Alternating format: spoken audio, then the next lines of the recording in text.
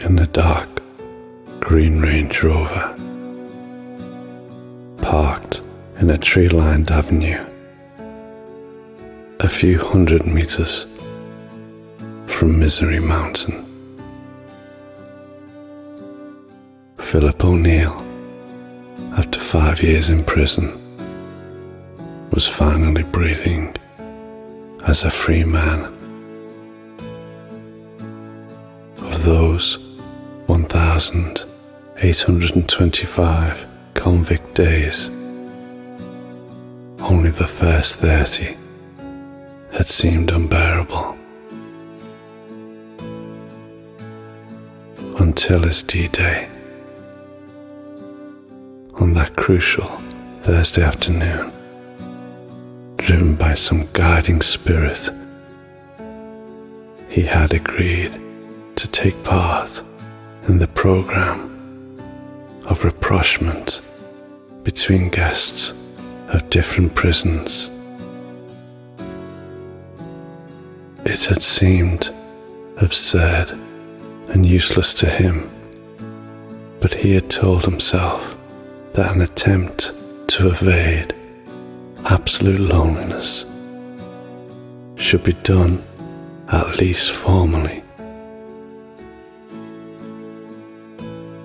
The first letter he wrote was addressed to an anonymous person, a recluse soul who, like him, might have found this initiative completely insignificant. Phil could still remember the opening words of the letter, which, looking back now, would have demoralized anyone. Dear or dear loser, I know that you are not a serial killer, because those freaks are not part of this good-natured raffle. But if you have a high school diploma, read books, and have a vague idea of who the Bauhaus were, we can start this farce. From there, it all started. From those fucking lines he wrote, and the elegant and promising answer that Constance had sent him. Dear Phil, I would be happy to participate in this antic. However, please answer this question, which is decisive for me. By Bauhaus, did you mean the Staatliche Bauhaus or Peter Murphy's band? Phil smiled and let himself be overwhelmed by thoughts and words that had defined his last 5 years. The words are simple, but they are distorted. Sometimes you see these words fly past you just for a second before they disappear out of sight. These words are hungry starlings trying to get through the day. There are no flowers in here, no newspapers, no outside world in the real sense, only the disco noise and sharp thorns of captivity resonating everywhere. My heart is on ice. My brain is in the cracks of the walls. My neck is being strangled and torn. My body trapped and locked in amongst the nightmare strands and brambles of modern justice. A prison cell is a weird matrix. The rows and columns of absolute nothingness. The skin of consciousness, flayed and hanging loose like a Francis Bacon painting. The nothingness is deafening. Medusa in the old days would turn you to stone if you looked at her. Now she is the DJ, and if you hear the bass drum, you become stone. A relentless fast bass drum that you cannot switch off ever. Boom, boom, boom, boom. If you don't hear that bass drum, then that means you are free. Boom, boom, boom, boom. The only time I don't hear the bass drum is when I'm writing to Constance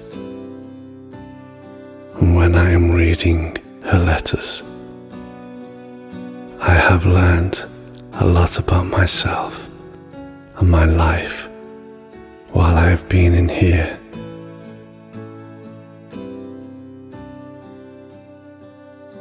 I like being hidden. This non-space gives me more space to live. It sounds weird because it is weird and true. Constance sends me books from Amazon. Thankfully, she is wealthy. She was an art dealer after all. But more importantly, she sees the world the way an artist like me sees it. The world speaks an unknown language to me and her. The tittle-tattle is absurd and tiring. Our world is made up of unknown pleasures, unknown artists, unknown writers and filmmakers. On the outside, no matter how much I tried to fit in, the shame of being an artist was always there. I was a non-being, but it was never said out loud, never expressed. At least in here, I am a legitimate non-being, and every minute of the day it is screamed out loud. The junk of daytime is relentless, enthralling, mesmerizing. I am almost completely invisible. That suits me perfectly. I spent the entirety of my whole life building up my narrative, my biography, for the press world, shriek the jewels of my scant success. It would categorically state that I was a verified artist, verified by myself internally and by others externally, making myself the hero in my own story. It is laughable. The naive singer who wanted to explore the feminine aspect of the soul. The singer who was inspired by Louise Brooks and Anais Nin. It was obvious I was going nowhere. I am blessed that I ended up nowhere in here. As long as I can read Constance's letters and receive the books from her, I have everything I could want in my life. Some would say I am fully institutionalized. I would retort that I am comfortably content. As I said before, my heart is on ice, but my brain is alive and elsewhere.